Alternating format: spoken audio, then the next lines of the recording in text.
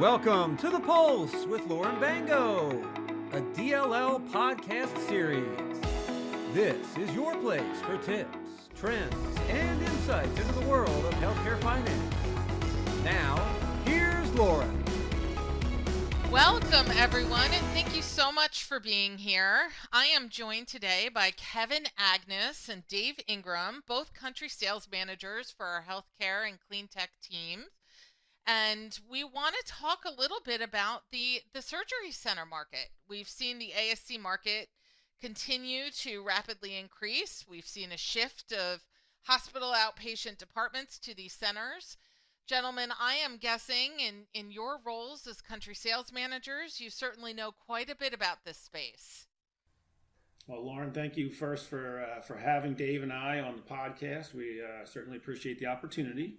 And yes, there's been a long-term trend, 25 years or running or so, from which the hospital outpatient departments have turned into surgery center opportunities, whether physician-owned directly or joint ventures with the hospital affiliates.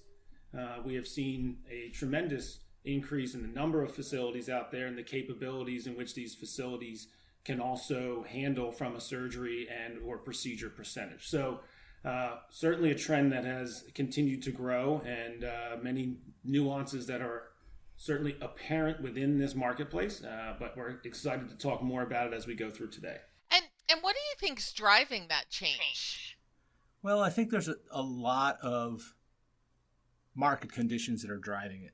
Okay, as you look at the progression over the years, there's been more focus been put on ambulatory surgery centers, outpatient surgery centers and such. And you fast forward to a few years back at the height of the pandemic, where would you rather be? Would you rather be in a hospital having a procedure done that is battling the pandemic at the time? Or would you rather have the option to be recuperating in your own home? And, ironically, Lauren, I just got a news feed this morning on the global surgery center market. It's expected to be $75 billion in 2023 and grow to $94 billion globally by 2027. So that kind of gives you a little bit of the scope here. That's huge. I want to circle back to the ownership structure that Kevin highlighted before. We see a large number of surgery centers that are physician-owned, others that are hospital-affiliated, and even others that are part of a larger network of surgery centers. How has this evolved, and really what does that impact? Sure, and I think that's a very important part of how this marketplace has changed in the last 25 years. So we have certain states that dictate through a certificate of need whether a surgery center is required or necessary in that marketplace. There's also states that will dictate whether or not a hospital partner is required to be a part of the center. So what the hospital network saw was that the purely physician-owned centers were being more prevalent. They saw that the average length of stay in the inside of the hospital was increasing while the outpatient services were all going to these facilities. And the physicians were looking for an opportunity to not only capture the facility fee, but also the professional fee that they already saw. So the way this was developing saw a lot more of, as you mentioned, the hospital affiliated centers, where the hospital also came in, understands which those procedures can move to that facility, and are a little more involved in how the physicians are then directing some of these cases. So that larger network of surgery centers also comes into the national development companies that help to develop these centers as well as manage them on an ongoing basis. Several of those are apparent, and they also dictate and are very good at how the business side of a surgery center is run, as opposed to simply the technical side that the physicians are the best at. I know Kevin mentioned kind of the ownership and how that's transitioned over the years, and we're seeing this growth. We know they need new equipment, right? And so how does the growth in the marketplace, and then obviously the ownership of the surgery center, really influence how they're purchasing new equipment? or does it? Yeah, and I think it actually really does. A large majority of the surgery centers these days are limited liability companies, so an LLC as we call them. And in that case, we have a limited liability that goes with an ownership structure, and the owners of that are looking to take out distributions on normally a quarterly basis, so that the entity itself does not have the taxation from a profitability standpoint, but it shifts back to the investing partners, whether corporate and or individual owners and physicians. So that structure, in which the distribution model is the real return on their investment in the center, as well as the ability to produce a quality product for their patients. But that structure in which we've taken advantage of with the LLC really does show that cash is king. The distributions can come through the profitability, and when you have the model in which the cash distributions are the focus, you also have a situation where financing comes into play for the capital equipment. You can utilize the financing, still maximize the distributions, and fall into situations where you can go through technology refresh over the cycle of the capital equipment as well. So that limited liability company structure certainly leads to a more of a distribution type model, so that the profitability goes down to those investors. Makes so much sense. Now, as they're purchasing new equipment and financing, it sounds like that equipment, is there any particular structure or term or anything like that you're seeing more of? Well, if it's a de novo center, if it's a brand new center, certainly a deferred program where they start out with no payments or graduated payments that escalate would be an advantage, simply as they start building their case load and generating revenue.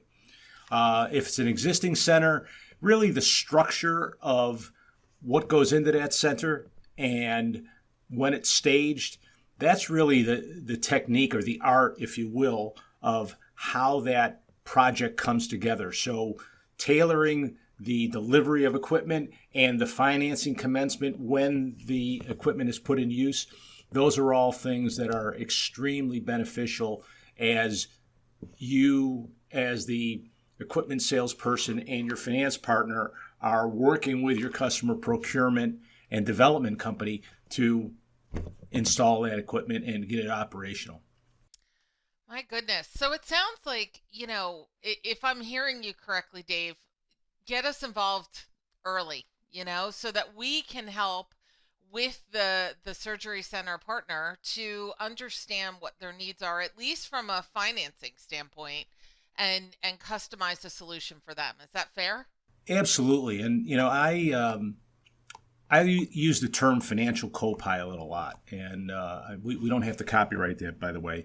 But at any rate, what I think about that is you have an equipment specialist. You have someone that understands the application, the equipment, the performance of the gear.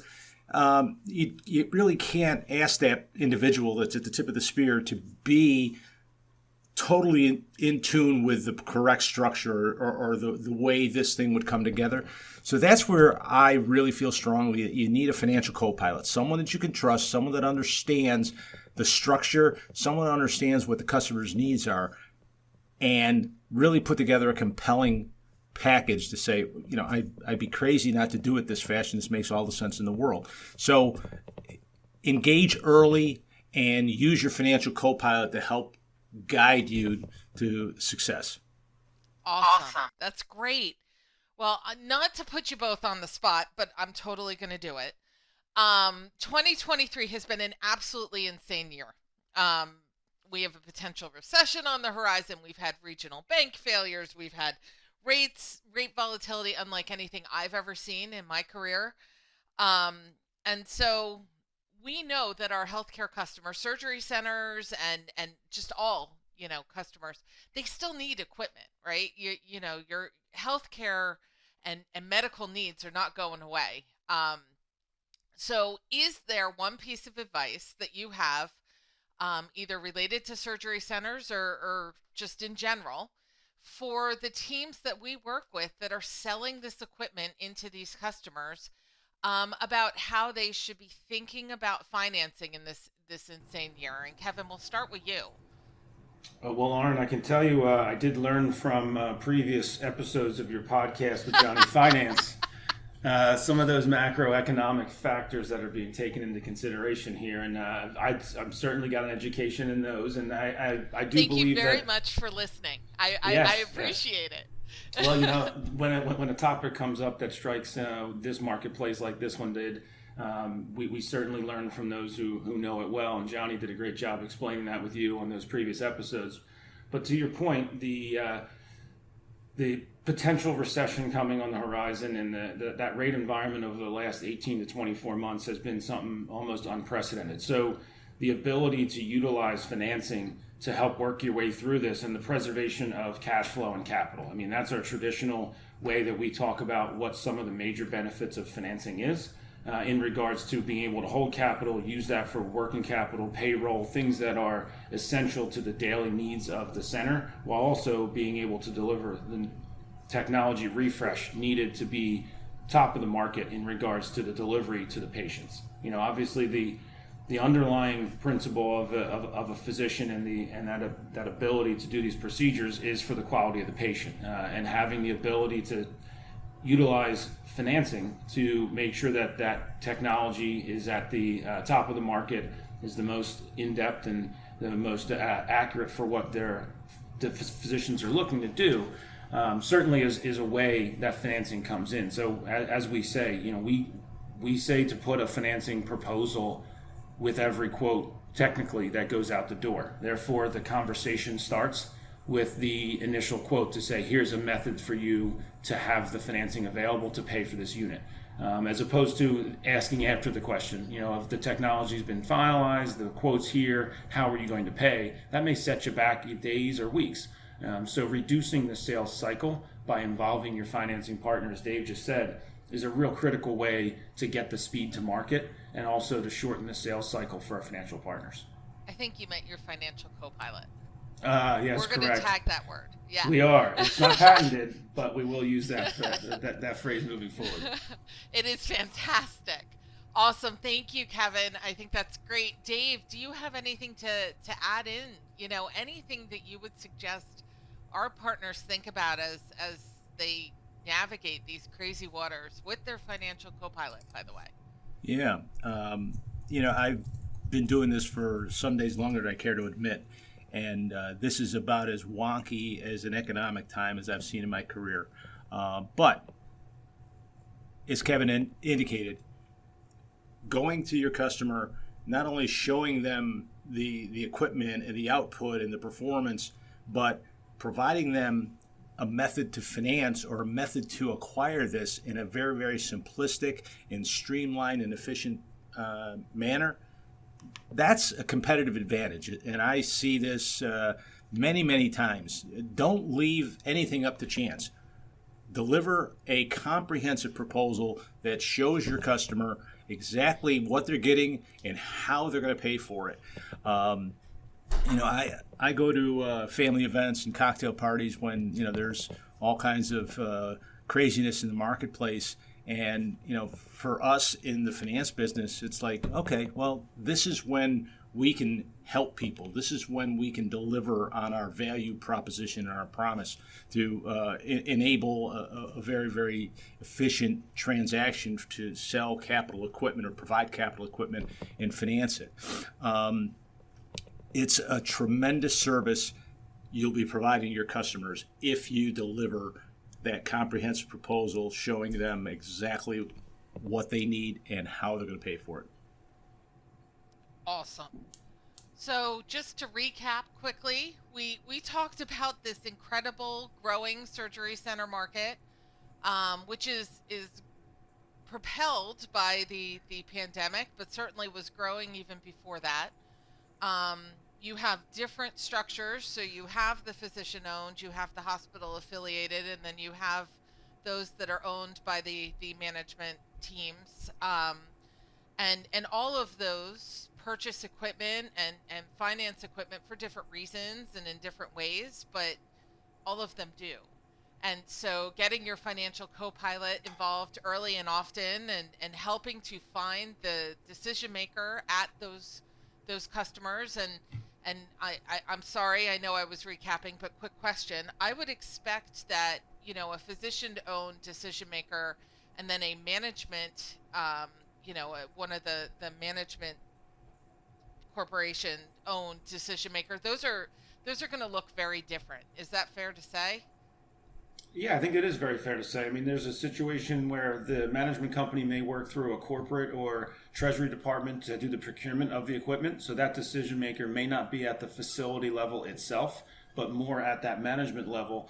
So they have an opportunity to take a look at the proposal that's put in front of them at the facility and then present that to their corporate team to say, is this a proper way or a proper avenue for me to finance the equipment that I'm looking to purchase? So, you got to find that decision maker and, work with your financial co-pilot to overcome any of those financial objections that may come out of this. This is what the financing team is trained to do on our side as well. We're trained to hear the financial objection and work our way through it so that decision on how they're going to purchase and or finance in this case is going to be made. So I certainly think that's a way to really look into, what the proper avenue is, as well as the proper individual and or team to speak to when you're looking to purchase the equipment. Awesome. Perfect. And then working with that financial co-pilot to, wait for it, navigate the turbulence of 2023. I couldn't help it. I've been thinking about it since I heard it.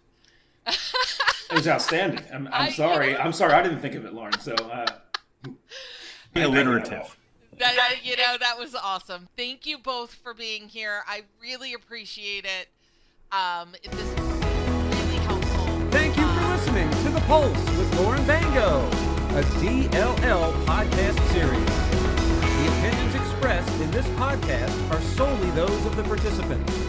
Nothing herein should be construed as legal, tax, accounting, or investment advice. Join us again for the next edition of The Pulse. And thanks again for listening.